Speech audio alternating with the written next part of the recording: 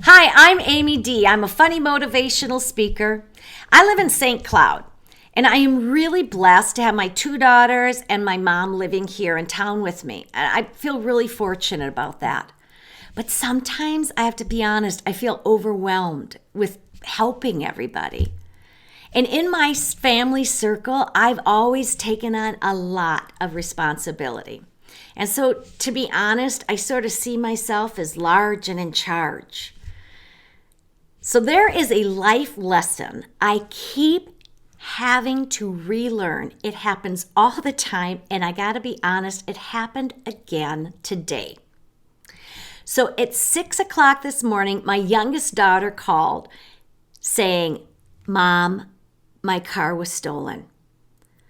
So immediately I put on my Captain Cloak and I take charge and I say, "Did you call the police? Did you call your apartment complex? Did you call the hospital where you work to tell them you wouldn't be in right away?"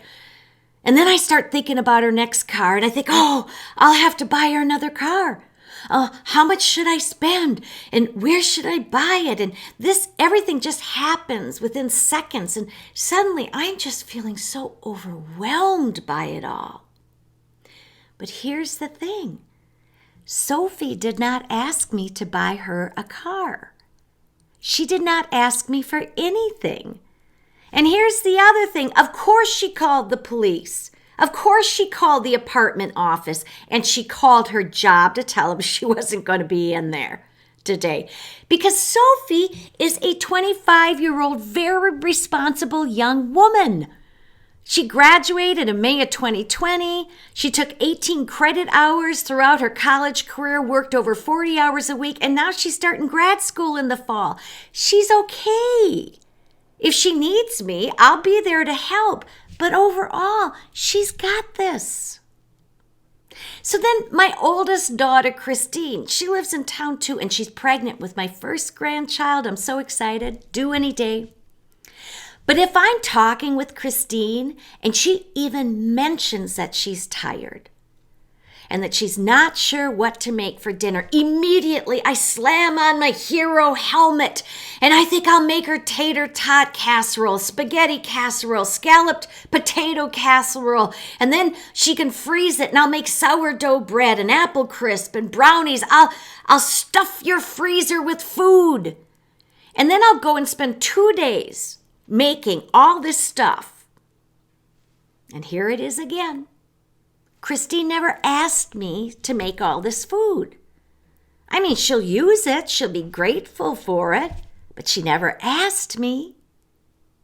Christine is 29 and she's a very responsible and independent woman.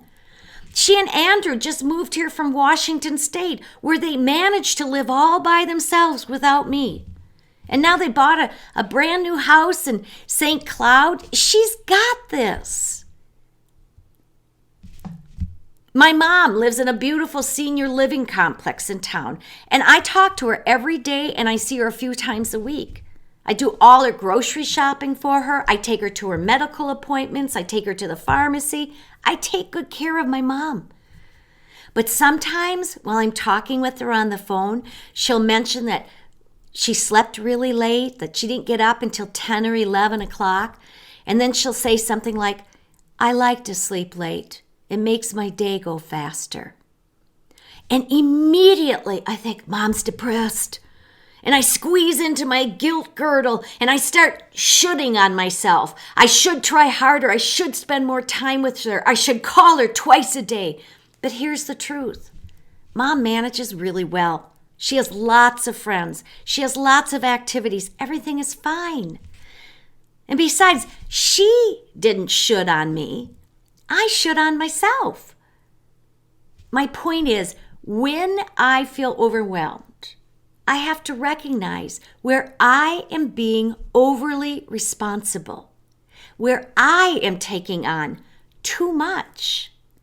I have to ask myself, do I really have to be doing all of this all the time?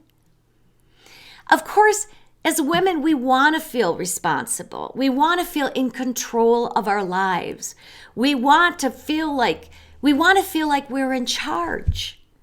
But too often, that means when someone close to us is hurting, we want to take control of that and do that too. Taking control of other people's problems, being overly responsible, is a surefire way to burn out. Of course, it's natural that we want to help our loved ones. So let's not beat ourselves up about wanting to help. But remember, you must take responsibility for your own life, not anyone else's. So next time something happens, instead of jumping in, pause for a minute and remind yourself that this is their life journey. It's not yours. Think of all the great life lessons you learned by going through obstacles. I've got to be honest, I think challenges have always taught me the most. So what about other people? What about their own challenges? Could it be that those challenges are meant to teach them a life lesson they really need to learn? And when you or I shove ourselves into their problems, we may be stealing that lesson from them. As women, many of us feel like we need to help everyone we can in every way we can. But what about us? Do we expect help from others? I don't, because I am woman. Hear me roar. I'm independent. I'll not only fix my problems, I'll fix your problems and your problems and your problems. And lots of times we aren't good at delegating, especially when it comes to our kids, our spouses, or asking our friends for favors. But who's first in line to offer help to everyone else? So we do, and we do, and we do. And then we wonder why we are resentful, why we are stressed, why we feel burned out. Sometimes they aren't the problem. Sometimes we are the problem. Because the truth is, it's up to us to know our own limitations. They don't know. It's up to us to set boundaries because we are adults.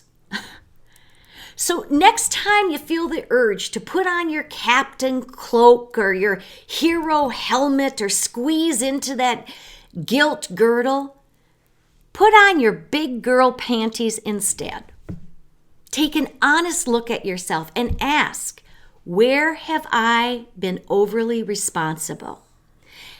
And then remember all the valuable life lessons you learned from working through challenges on your own.